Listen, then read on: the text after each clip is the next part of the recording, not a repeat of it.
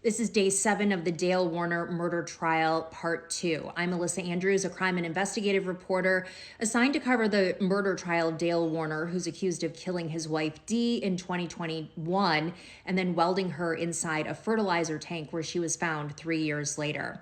So we're on our 20th witness. This is after lunch on day 7. We're on our 20th witness, the 4th for today. His name is Ryan Rank, and he is the former Madison Township fire chief. He's a hazardous material instructor who was called out to the farm on April 27th. So this would be 2 days after Dee was reported missing. It was a Tuesday, the 27th. He was a member of the county drone team. So he actually went out twice that day. He says you can take pictures or videos with the drone, and the cellular device that you're using along with the drone is what creates the timestamp. So he says that they switched from taking photos to videos because Dale returned to the property and we wanted to follow him. It is Dale operating the front loader hauling an anhydrous tank. So I want to pause here a little bit to give you context. So Tuesday is the day that Detective Greca told Jaron Warner allegedly that we're going to bring the dogs out to look around and the drones. This is when Detective Greca removes his body cam, as we saw today, places it in the car, shuts the door, and continues to have conversation with Jaron Warner. The FBI is brought in to analyze the audio of that video. We couldn't clearly hear it in the courtroom, but I do believe, because it's been admitted into evidence, that the jury can go back and listen to it when they're deliberating.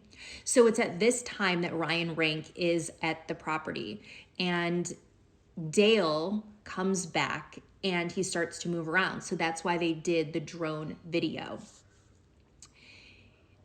He was asked, how do you know it was Dale moving it? He says, from overhearing interaction with Detective Greca and a lieutenant earlier. He's asked, did you become familiar with anhydrous ammonia? He said, yes, due to my line of work. He talks a little bit about it. And then he is shown this picture, which I think every time that it's been shown, the defense attorney, Mary Chartier, objects.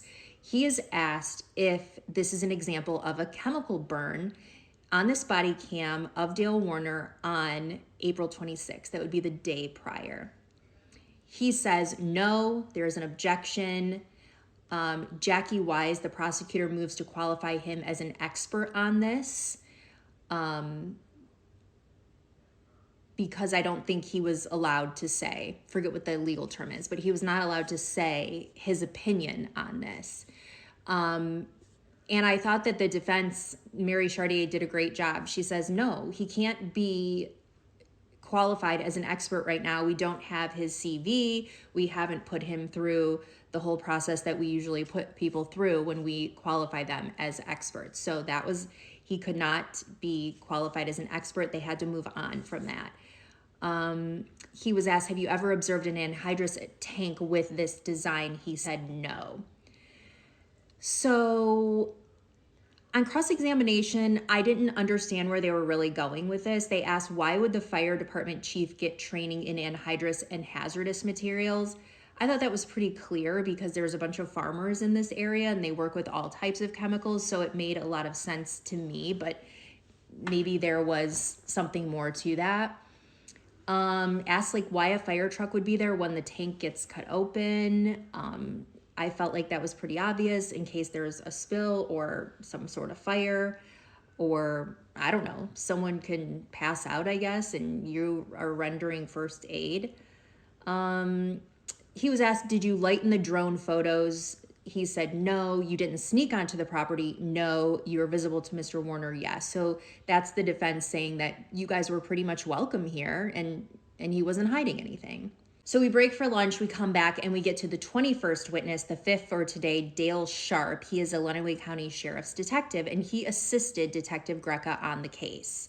So he is on the scene of a search warrant on 4/27 with Detective Greca, who was the lead detective, who has not testified, who is in charge of the scene and what's collected, making sure the scene is secure. They get to the property around 8:30. He personally was not wearing a body camera. The role his role was to photograph the buildings. Detective Greca and Jaron were there.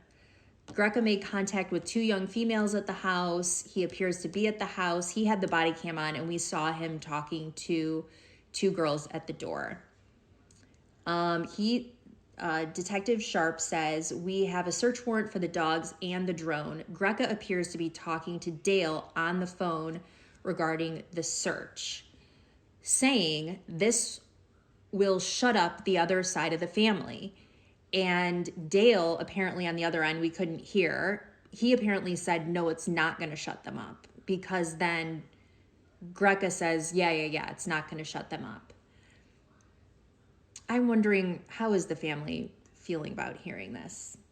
So Sharp is in the body cam with Jaron. Detective Greca comes down and talks to Jaron, asks if he's a family member, then takes off his body cam, which I've gone over in the previous video. But, this is a problem for the lead investigator to do this, and then for the prosecution to have to bring in the FBI to enhance the audio because the lead detective removed his body cam. So you can hear them talking, and Greca is talking about dogs. He puts the body camera in the car and then closes the door, continuing the conversation outside of the car, and that is the audio that needed to be enhanced by the FBI. So Sharp is near the rear of Greca's car. Sharp says Greca asked Jaron if he knows when his dad will be back. There was an objection to this by Mary Chartier on hearsay. Sharp goes around the property taking pictures. He remembers that tank in the spray barn.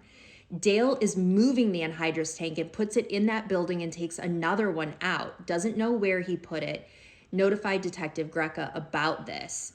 We were told to allow Dale to continue operating the farm and not interfere. Again, as a search warrant is being executed. Our 22nd witness, the 6th for today, is Justin Schmidt. He is a welding teacher and welding expert, a certified welding inspector, and I think he was necessary for the prosecution's case, and I think he drove home some points. So he was certified as an expert in welding by the judge. Michigan State Police asked him to do an inspection on the tank. He said that he looked at it 4 times. The first time he looked at all of the welding, the second time the inside. He saw the repair weld on the first inspection. The third time he came back to look at a portion of the tank, and the 4th time to compare the tank. He said there was an obvious repair weld. The first time he saw it, the front end was removed. You could see the remnants of a factory weld under the repair weld. He took a measurement of like the factory weld and then the repair weld, and you can see the difference. He said this person used a spool of wire. Apparently there's a stick welder. I don't know if that's the right term, but he used a spool, whoever did this. There was lots of human error. It was not an automated process. It was clear to him that they used a larger machine, not a hobby machine. This was someone with prior welding experience, but not formal weld training. He said it could have been a rush job. This is the second time we've heard of an angle grinder. But this time to grind down a high spot in the weld first. And then you would use a welding mask, cap, PPE, heavy duty gloves, a welding jacket, and sleeves. If your skin is exposed, you would see burn marks and evidence of UV light burns. He has shown that picture again of Dale Warner's arm and said that is very indicative of a burn. He says you could weld 6 to 10 inches per minute. So the quickest it could be done for 128 inches is 21 minutes. And the longest, of the slower side, he said was 36 minutes. With the starts and stops, he said that can vary from a few seconds to longer. And then he used some experiments to come up with a formula to calculate around 2.5 inches per minute. He said this could be done by one person if they had the proper tools and equipment. So to be honest with you, after he testified, I'm thinking this defense attorney has got to ask, like, where are videos of you conducting these experiments? Did you do an experiment using 2 people and then 1 person? Did you do an experiment with a person maybe holding up the material and then one being in the cradle like was described? I just felt like the cross-examination did touch on experiments, but I was kind of expecting her to really take him through the ringer a little bit more on what I want to see your work. And did someone check your work? All of these questions, I thought she was going to do more. She did mention in the experiment how loud it would be. He said, your neighbor would probably hear. She said, you've never welded a tank like that shut. Did you do experiments? Would cutting or welding cause sparks? So I think this was really interesting. Mary Chartier brings up in September of 2024, he saw enhanced photographs of the tank. On February 9th, 2026, when trial was already underway, you were with Mr. McCready, who is the assistant prosecutor, and Detective Drewier, and you claimed you could say there were consistencies between the two only at that meeting after the trial had started. So he had spent time with this tank on 4 occasions. So that was good that she got that in. I also want to quickly show you some photos that were shown to this welding expert of Dale Warner having some of these materials that he could have used on his property at the time. The welder said that basically all those things could be used for a project like this.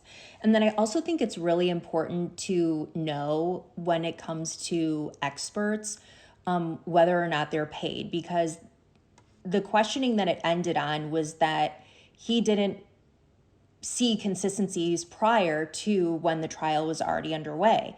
So on redirect, I think the prosecution did a really good job because they asked, how many hours did you spend on this? He said 30. They said, have you been hired or received any money at all? He said, no. They said, did anyone tell you what to say? He said, no. So I think it's always important to know if an expert is being paid. They're supposed to tell the truth, but who is paying them? The judge then ends the day by telling everyone, okay, we're going on a field trip tomorrow. They're going to go see the tank. It's at a secure location. They're going to the Munger Road property and the Paragon Road property. The jurors are going to be taken on buses. You do know that. We have a lot of restrictions as to what we can show. So I will show you the properties, but I won't be able to show you the setup even or the buses. So I will go and visually look at it and then bring you a video tomorrow night after the visit. No streaming tomorrow. Nothing will be done in the court on Wednesday.